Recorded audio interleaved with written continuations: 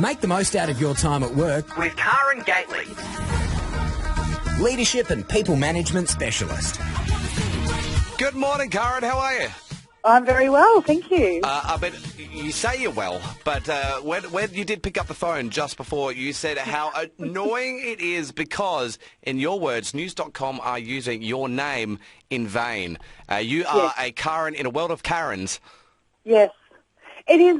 I can't think of another example where we've decided to use a name to describe someone who's not a good person. Yeah. Right? So literally every time I'm reading an article, every time there's a person who's behaving in an entitled, ridiculous way, to be honest, they're actually using my name to describe that person. How has that been in your day-to-day life? Have people continually brought this up with you? Yes, yeah. And I really do feel for people with my name who, I can certainly relate. I've been on a mental health journey for a long, long time around depression, anxiety. And I know for myself there's days where, if I'm not in a good place and I'm just constantly reading that or hearing that, it actually starts to feel not only offensive, but it just feels like you can't do anything about it, because if you were to push back on that, if you were to argue or take issue with that, people would call you a Karen. Yeah, right. I mean, it's self-defeating, isn't it? And I think that's a fantastic reminder for anyone that is interacting with this kind of like internet trend of using this name in that way, that there are people that have the name that are adversely affected. So, no, I mean, thank you for just kind of starting us on that point, because it's such an interesting one. Karen, we had the intention today of talking about workplace entitlements. Now, since March, a lot has changed in our workplaces. For some, it might have been their hours, discussions of wages might have come up, annual leave. How do we check in with exactly what we are entitled to, and how does that differ from what our obligations are?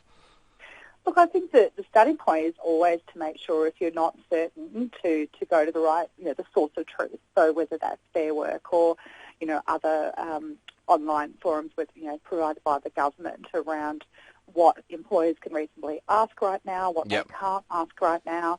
I'd say that broadly our employee rights, our rights within the workplace, have not fundamentally shifted. The spirit of the law remains the same, and that is that, there is a requirement for fairness and reasonableness and consultation and, in other words, your employer can't just suddenly say, oh, look, all of the rules have changed, we're fighting for survival here, so you just have to cop what we give you. Yeah. That's certainly not the case.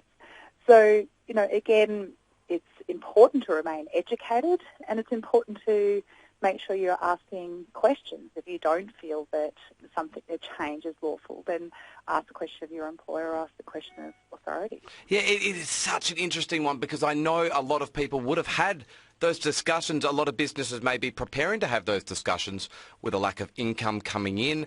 How do they deal with their employees? And, how can they sit them down and ask them to maybe reduce their hours and reduce wages when, in that employee's life, they may not be in a position where they can do either of those things? It becomes a very mixed and imbalanced situation. Yeah, and that's a classic example where an employer does actually have a right to make those decisions if what they're trying to do is ensure the business survives through this time. So, again, what is respectful and what I would certainly expect of any employer is that they have a compassionate, open, real conversation with people about what's coming. Yep. And, if they have to stand down the workforce for periods of time or, take people back to part-time, then have the consideration and courtesy to at least have that open conversation with people about why it's necessary and how, what we're intending in terms of getting back to normal, when, clearly we can predict that. As someone sitting in Victoria, I get very clear on the fact that we can't necessarily predict that. So, again, there are things that employers can reasonably do to maintain the viability of their business, so long as, again, it is delivered in ways that are fair and consistent across the team and communicated. Of course, there is not going to be any one-size-fits-all approach to this because every business model is going to be vastly, vastly different. But would you say to employees that are in that situation where that they've got questions like that, and you said, maybe you can contact Fair Work, but in those face-to-face meetings with their employees, would you say it's good to act with courage? The when you sit down, that you can have a voice, because I would imagine, in fact, there's been people in my life that have spoken about that discussion, and you almost feel like you're at risk if you voice up in that time. Yeah, and this is the thing, right? Well, because what you've just described there is there's a difference between being courageous and being aggressive. Yeah, right. And so, courageous is an internal decision to act despite fear. So clearly, the more we can be composed, ask relevant, fair questions, have a fair attitude when we're asking them. So, for example, if we're just sitting in the back of the room and just firing aggressive questions at somebody, yep, then any human being's going to arc up back, right, whether that's the boss or not. So, again, if we can be courageous but still respectful, and absolutely we dig deep, we find that voice, we ask the questions, but we pose it in ways that, are reasonable, then obviously we're positioning ourselves, putting ourselves in the strongest position to be looked after.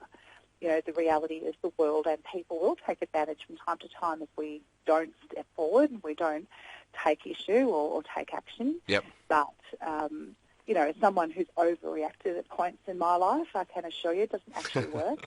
It just tends to get people's backs up. Absolutely. So, again, maintain that composure but have conviction at the same time. Every Monday, we touch base with our HR specialist, Karen Gately, to help you out in the workplace. Hopefully it's done just that this morning. Act with courage. Don't act aggressively. I think that's the way to go. And, of course, be nice to Karens and Karens out there, please. Yes, Karen Gately, we'll catch up with you again next Monday. Thank you.